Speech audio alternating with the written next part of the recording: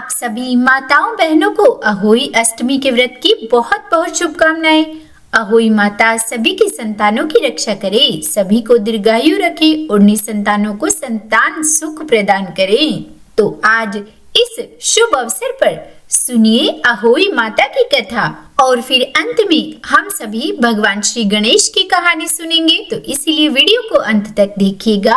और हाँ, आजकल हमारे इस चैनल पर कार्तिक मास महात्म्य की कथाएं भी सुनाई जा रही है। तो अगर आपको ऐसी कथाएं सुनना पसंद है तो प्लीज एक बार चैनल पर विजिट करके उन कथाओं को भी जरूर सुनिएगा। तो चलिए अब शुरू करते हैं अहोई अष्टमी व्रत कथा। तो बोलिए होई माता की जय, श्याऊ माता की जय। तो इसकी पौराणिक कथा के अनुसार एक साहूकार के 7 बेटे, 7 बहुएं और एक बेटी थी। और जब दिवाली आई तो दिवाली से पहले घर की साफ सफाई चल रही थी। तो ऐसे में घर को लीपने के लिए जंगल से मिट्टी लानी थी। तो साहूकार की बेटी भी अपनी भाभीयों के साथ जंगल में मिट्टी लाने के लिए गई। और जंगल में जिस जगह पर साहूकार की बेटी मिट्टी खोद रही थी वहीं पर श्याऊ माता अपने बच्चों के साथ रहती थी। और मिट्टी खोदते हुए गलती से साहूकार की बेटी की खुरपी की चोट से श्याऊ का बच्चा मर गया। और इस बात से श्याऊ माता बहुत ही क्रोधित हो गई और बोली कि तूने मेरे बच्चे को मारा है, इसीलिए अब मैं तुम्हारी कोख को बांधूंगी। श्याऊ माता के ऐसे वचनों को सुनकर साहूकार की बेटी डर गई और वह श्याऊ माता से हाथ जोड़कर विनती करने लगी कि हे माँ, मुझे माफ कर दो, मेरी कोख मत बांधो। पर श्याऊ माता ने कहा कि अब तो मैंने कह दिया है तो कोख तो मैं बांधूंगी, पर तुम अपनी जगह किसी और की कोख बंधवा सकती हो। तो उसने अपनी सभी भाभीयों से एक एक करके विनती की कि वे उसके बदले अपनी कोख बंधवा ले, पर उनमें से कोई भी तैयार नहीं हुई। पर जो सबसे छोटी भाभी थी उसने सोचा कि सासू माँ नाराज हो जाएगी, तो इस डर से उसने अपनी ननद की जगह अपनी कोख को बंधवा लिया। अब उसके बाद क्या हुआ कि जब भी छोटी भाभी के बच्चे होते तो वे कोई सप्तमी के दिन मर जाते और इस प्रकार उसके 7 पुत्रों की मृत्यु हो गई। तब उसने पंडित जी को बुलाकर इसका कारण पूछा। तो पंडित जी ने उन्हें बताया कि तुम्हारी कोख श्याऊ माता ने बांध रखी है, इसी वजह से यह सब हो रहा है। तो उसने हाथ जोड़कर पंडित जी से विनती की और कहा कि मुझे आप इसका कोई उपाय बताइए। तब पंडित जी ने उससे कहा कि इसका एकमात्र उपाय है कि यहाँ पर थोड़ी सी दूर एक सुरही गाय रहती है, तो तू उस सुरही गाय की सेवा कर। सुरही गाय श्याऊ माता की सहेली है, तो अगर वो चाहे तो श्याऊ माता से तुम्हारी कोख छुड़वा सकती है, इसीलिए तुम उसकी सेवा करो। और फिर छोटी बहू ने ऐसा ही किया। वह सुबह उठकर जल्दी ही जब सुरही गाय सो रही होती तो पीछे से उसका सारा काम कराती थी। उसके घर की साफ सफाई कर देती, पानी पीने के लिए रख देती, खाने के लिए चारा रखाती। तो एक दिन गौ माता ने सोचा कि आजकल यह कौन है जो मेरी सेवा कर रहा है। मेरी बहुएं तो काम करती हुई लड़ाई करती हैं, तो वो तो कर ही नहीं सकती। इसीलिए वह अगले दिन छुप कर बैठ गई। तो उन्होंने देखा कि साहूकार के बेटे की बहू आई और उसने सारा काम कर दिया। और जब वह जाने लगी तो गौ माता ने उसे बुलाकर पूछा कि तुम ऐसा क्यों कर रही हो, बताओ तुम्हें मुझसे क्या चाहिए जो तुम मेरी इतनी सेवा कर रही हो। तो साहूकार की बहू बोली कि आप मुझे पहले वचन दीजिए तभी मैं बताऊंगी। तो गौ माता ने कहा कि ठीक है, मैं तुम्हें वचन देती हूँ। और फिर सुरही गाय ने उसे वचन दे दिया। तब वह बोली कि श्याऊ माता आपकी सहेली है और श्याऊ माता ने मेरी कोख बांध रखी है, तो अब आप ही श्याऊ माता से कहकर मेरी कोख छुड़वाइए। तब गौ माता बोली कि यह क्या कह रही हो, मैं कैसे तुम्हारी कोख छुड़वा सकती हूँ, पर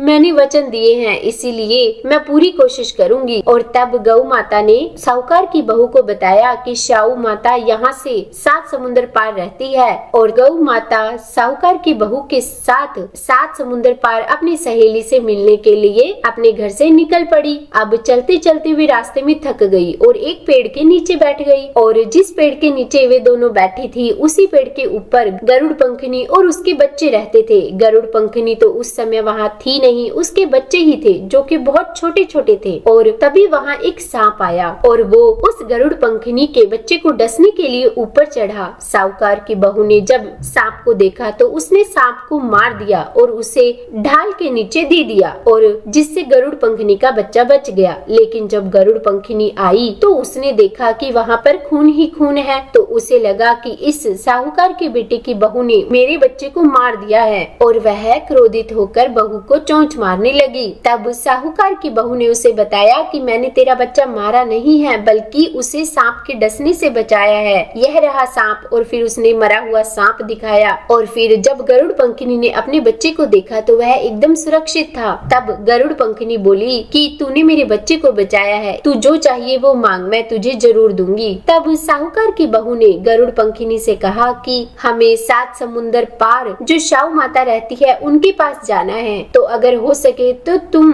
हमें उनके पास पहुंचा दो। और उसके बाद गरुड़ पंखिनी ने उन्हें अपनी पीठ पर बिठाकर 7 समुंदर पार शाहू माता के पास पहुंचा दिया। अब वहाँ पर शाहू माता गौ माता और साहूकार की बहू को देखकर बहुत प्रसन्न हुई और फिर गौ माता से बोली कि आओ बहन, बहुत दिनों बाद आई। और उसके बाद शाहू माता ने कहा कि मेरी तो सिर में जूं बहुत पड़ गई है। तब साहूकार की बहू बोली कि आइए माता, मैं आपकी सिर की सारी जूं निकाल देती हूँ। और उसके बाद उसने शाहू माता के सिर की सारी जूं निकाल दी। तब शाहू माता उससे बहुत अधिक खुश हुई और उससे बोली कि तूने आज मुझे बहुत आराम पहुँचाया है, इसीलिए तेरे 7 बेटे 7 बहुएं हो। तो बहू बोली कि मेरे तो एक भी बेटा नहीं है, तो 7 कहाँ से होंगे और बहुएं तो कहाँ से आएंगी। तो शाहू माता बोली कि ऐसा क्यों। तब वह बोली कि आप पहले मुझे वचन दीजिए, नहीं तो मैं नहीं बताऊंगी। तो शाहू माता ने कहा कि ठीक है, मैं तुम्हें वचन देती हूँ, अगर मैं वचन ना निभाऊं तो धोबी के घाट पर कंकर हो जाऊं।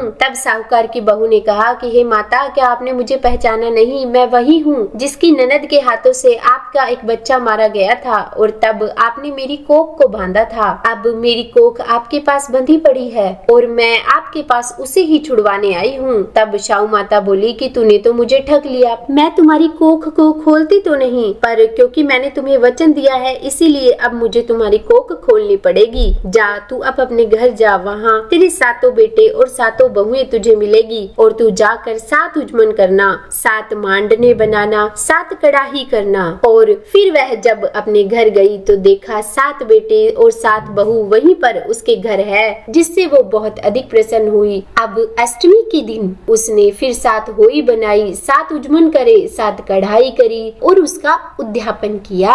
उधर उसकी जेठानियां आपस में बात करने लगी कि जल्दी जल्दी अहोई माता की पूजा कर लो, नहीं तो थोड़ी देर में ही जो सबसे छोटी बहू है वो अपने बच्चों को याद करके रोने लग जाएगी। और फिर सबने पूजा वगैरह भी कर ली, पर जब उसके रोने की आवाज नहीं आई तो बड़ी बहू ने अपने बच्चों से कहा कि जाकर देख कर आओ, चाची के घर क्या हो रहा है, वह अभी तक रोई क्यों नहीं। तो जब बच्चों ने जाकर देखा तो वहाँ चाची कुछ बना रही थी और उद्यापन और पूजा की तैयारी कर रही थी। तो उन्होंने जाकर अपनी माताओं को यह बात बताई और सुनते ही जेठानियां दौड़ी दौड़ी उसके घर आई और उससे पूछा कि तेरी कोख कैसे छूट गई। तब देवरानी बोली कि शाहू माता ने मेरे ऊपर कृपा करी है, उन्होंने मेरी कोख खोली है। और फिर कहा कि तुमने तो कोख बंधवाई नहीं, मैंने बंधवा ली थी, पर अब शाहू माता को मुझ पर दया आ गई और उन्होंने मेरी कोख खोल दी। तो हे शाहू माता, जैसे साहूकार के बेटे की बहू की कोख खोली, वैसा कहते सुनते सब परिवार की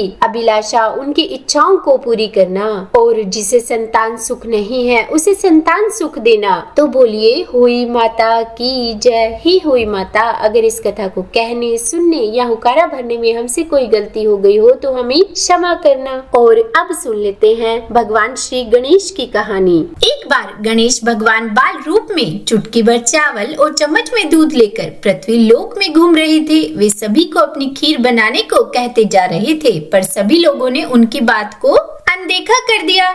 इसी दौरान एक गरीब बुढ़िया ने उनकी खीर बनाना स्वीकार करके एक भगोना चूल्हे पर चढ़ा दिया। इस पर गणेश जी ने घर का सबसे बड़ा बर्तन चूल्हे पर चढ़ाने को कहा। तब बुढ़िया ने बाल लीला समझते हुए घर का सबसे बड़ा भगोना उस पर चढ़ा दिया। कुछ ही देर में एक चमत्कार हुआ। गणेश जी के दिए हुए चावल और दूध बढ़ गए और पूरा भगोना उससे भर गया।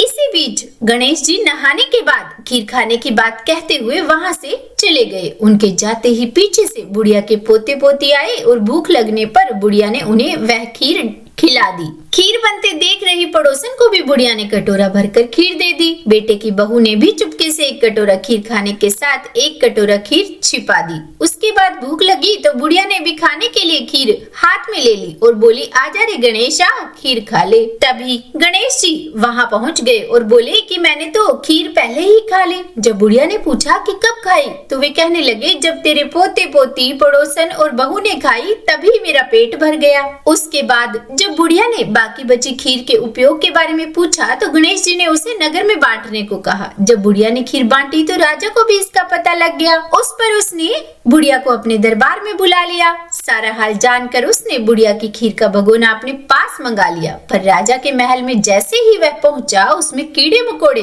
और जहरीले जानवर गिर गए। यह देखकर राजा ने वह बर्तन वापस बुढ़िया को दे दिया और उसके घर ले जाते ही वापस वह पहले जैसा हो गया। उसके बाद बुढ़िया ने फिर गणेश जी से बची हुई खीर के उपयोग के बारे में पूछा तो उन्होंने झोपड़ी के एक कोने में गाड़ देने को कहा और ऐसा ही करके बुढ़िया रात को सो गई और गणेश जी उसकी झोपड़ी को लात मारते हुए अंतर्ध्यान हो गए। अगले दिन जब बुढ़िया उठी तो उसे अपनी झोपड़ी महल में बदली हुई और खीर के बर्तन सोने जवाहरातों से भरे मिले। भगवान गणेश की कृपा जानकर बुढ़िया बहुत प्रसन्न हो गई। तो बोलिए गणेश भगवान की जय। हे गणेश जी, आपने जैसा फल बुढ़िया को दिया वैसा ही इस कहानी को कहते, सुनते और हुकारा भरते सबको देना। तो उम्मीद करती हूँ आज की यह कथा आपको पसंद आई होगी। अगर अच्छी लगी हो वीडियो तो लाइक एंड शेयर कीजिएगा। चैनल पर नए हैं अभी तक सब्सक्राइब नहीं किया है तो सब्सक्राइब भी कर ही दीजिएगा और कमेंट बॉक्स में राधे राधे लिखना बिल्कुल भी मत भूलिएगा। तो बोलिए राधे राधे।